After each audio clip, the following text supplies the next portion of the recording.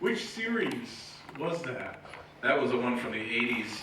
The one, this is actually Bill Messner-Loeb, who wrote the Flash comic book that I collected.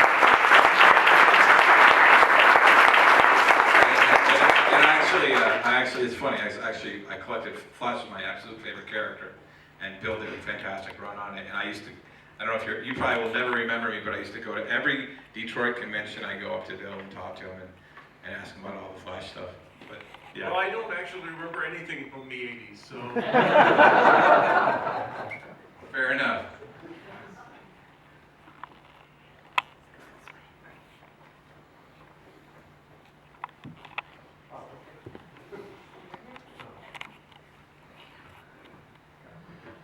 Just one quick question. Since I really don't know your age and you're keeping that a secret right now, were you at... I'm 39 years old. Okay, close enough. Secret spoiled. There you go. Very proud to be 39. Okay. I will not be proud next year. Right.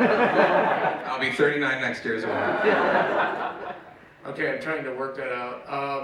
Only in the... Did you have Jim Cash at all when you were up at State? I did not have Jim Cash at State. Okay. I went to Michigan State University, and while I was there, I studied a lot of film courses. There was a professor named Bill Vincent there who knew, you guys might have heard of the director Sam Raimi, who did the Spider-Man movies. He did Evil Dead. He's from Michigan as well, Michigan State. But the professor I worked with actually worked with him as well. Okay, thank you. You're welcome.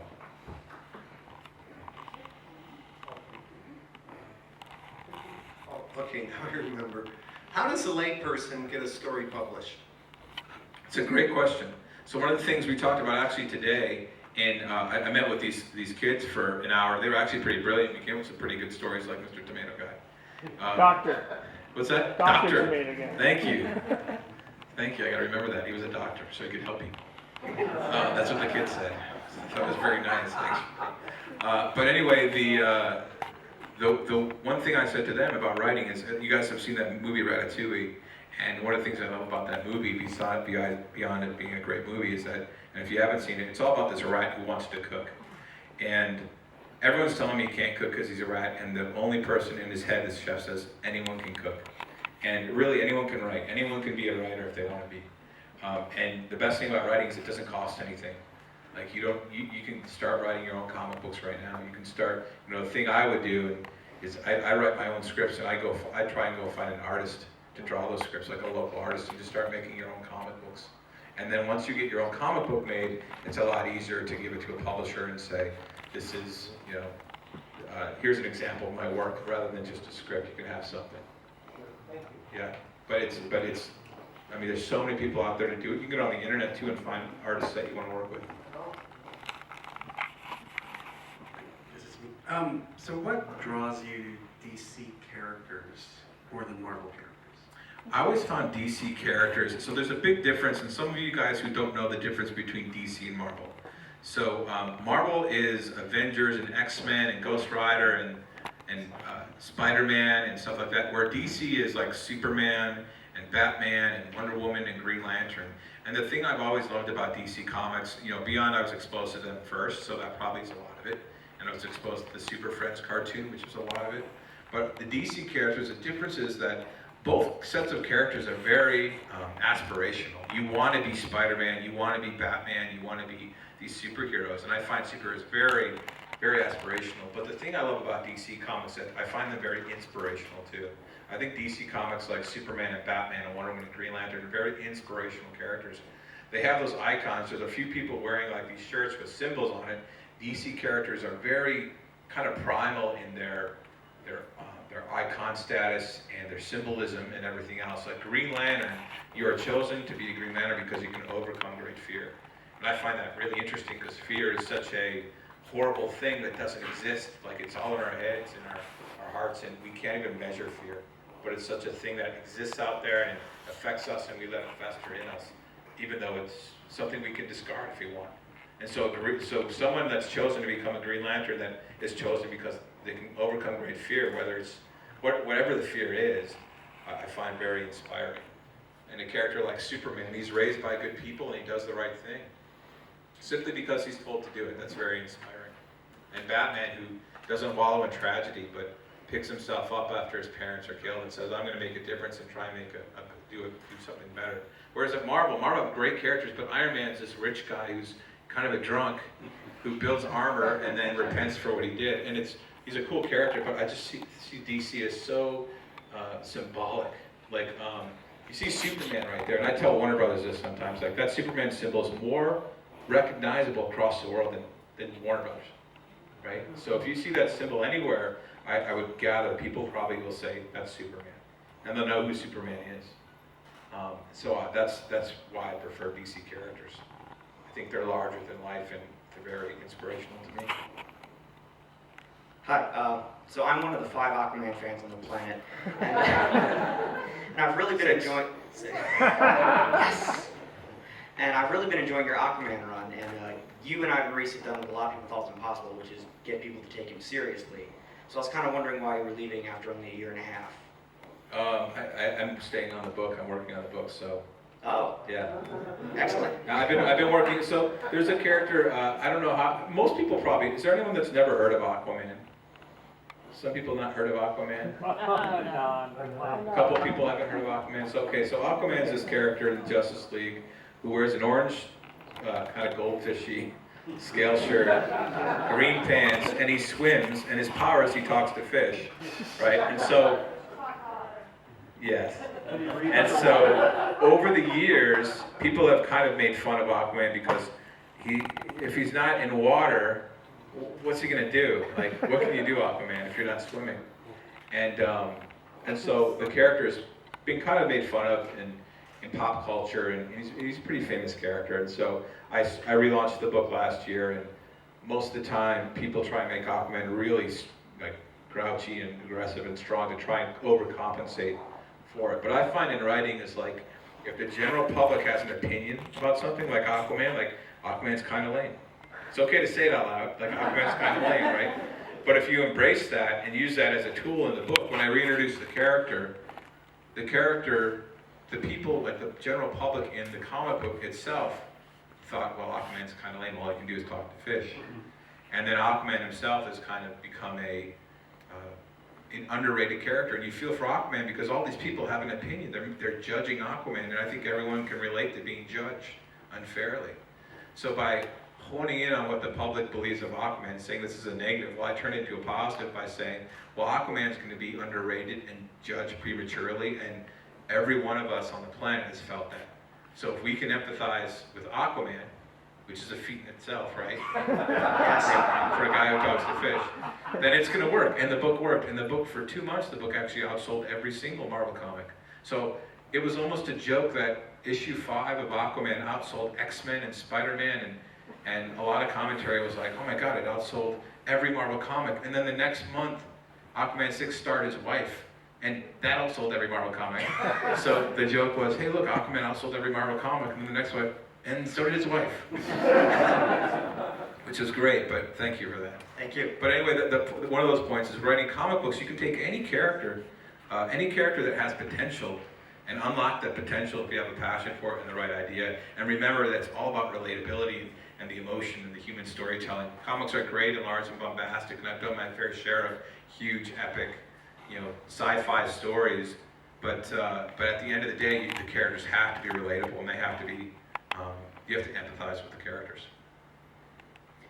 You mentioned earlier that you've been working on a Flash movie. Are you still involved with doing that? Yeah, we're still working on that. Because I find that when the movies seem to have comic book people actually working on them, they tend to turn out a lot better.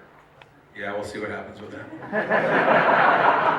A lot of cooks in the kitchen. Hi, I'm wondering, so I'm a novelist, and I know a lot of comic book writers, and we have this sort of mutual envy thing of like, you guys work with characters that people have actually heard of and actually give a damn about it. People actually read comic books as opposed to novels in large numbers.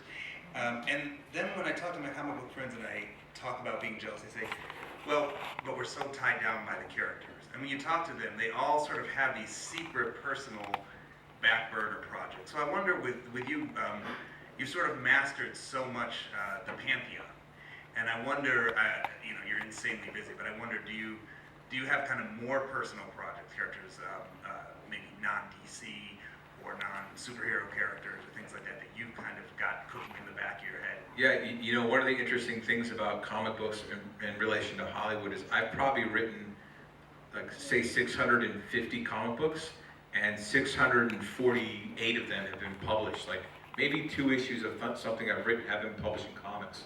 But in LA and Hollywood, in TV and film, I'd say probably 10% of stuff I've written for them has gotten out there. So one of the things I worked on, a big personal project, was a script called Naughty or Nice, and I worked with the Robot Chicken team. And that's Seth Green and Matt Sunrise who created Robot Chicken. What Robot Chicken is, it's a stop-motion animated comedy show on Adult Swim. It's like Saturday Night Live with action figures. That's how they describe it. But they're a very talented animation studio down in Los Angeles, and we actually worked on a project called Naughty or Nice, which was a Christmas story, and it was something I love. Christmas, like Christmas stories and all that, kind of like Santa Claus, all that mythology. It's kind of like superhero mythology, and so we wrote this script called Naughty or Nice, and about Santa's son who escapes to New York, and these elves have to fight. It was kind of a comedy, and we wrote that. We were actually in pre-production on that, but then the studio that made it had a movie come out that didn't work, and so they shut down all these movies. So a lot of the personal projects I work on outside of comics are things like that, where it's a screenplay or a pilot. I wrote 2 pilots for Fox. One was kind of a X-Files type thing, and another was an action thing, but those didn't get shot. But on the comics front, yeah, I do have a couple personal projects that I've been working on, one for Vertigo right now. So, but that's not going to be out for a little while. But yeah, it's nice. Like, sometimes writing a superhero comic like Batman, you're like, well, Batman, being a writer on Batman is great because it's Batman. People love Batman already, so you just don't have to screw it up. Right? With Aquaman, it's a lot different. With Aquaman, you've got to convince people that this character is interesting and this character is cool, and they already have a preconceived notion about Aquaman. So yeah, I can go both ways. And also writing comics and superhero comics, there's a lot of things like continuity. It's called history with superhero comics.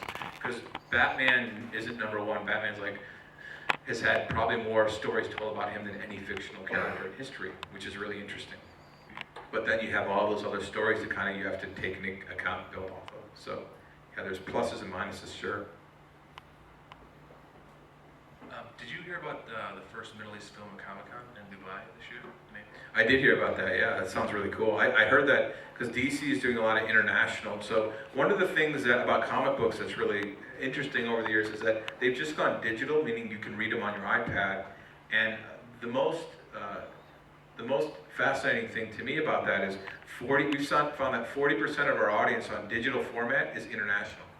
Because our comic books aren't available everywhere. DC Comics, they publish mostly in the US and Canada and Britain, and then there's other sub-publishers that send them out in like the Middle East or Italy or anywhere else. But I know the Middle East is starting to have a pretty big rise in comic book culture, and I heard about that the first Comic-Con last year. Yeah, there was 15,000 people that showed up. Yeah, that's great. The region. It's pretty cool. That's great. And I actually did do my book in English and Arabic. I'm gonna give it to Andrew to give to you later. Oh, awesome, man. Congratulations. Where did you go to the convention? Yeah.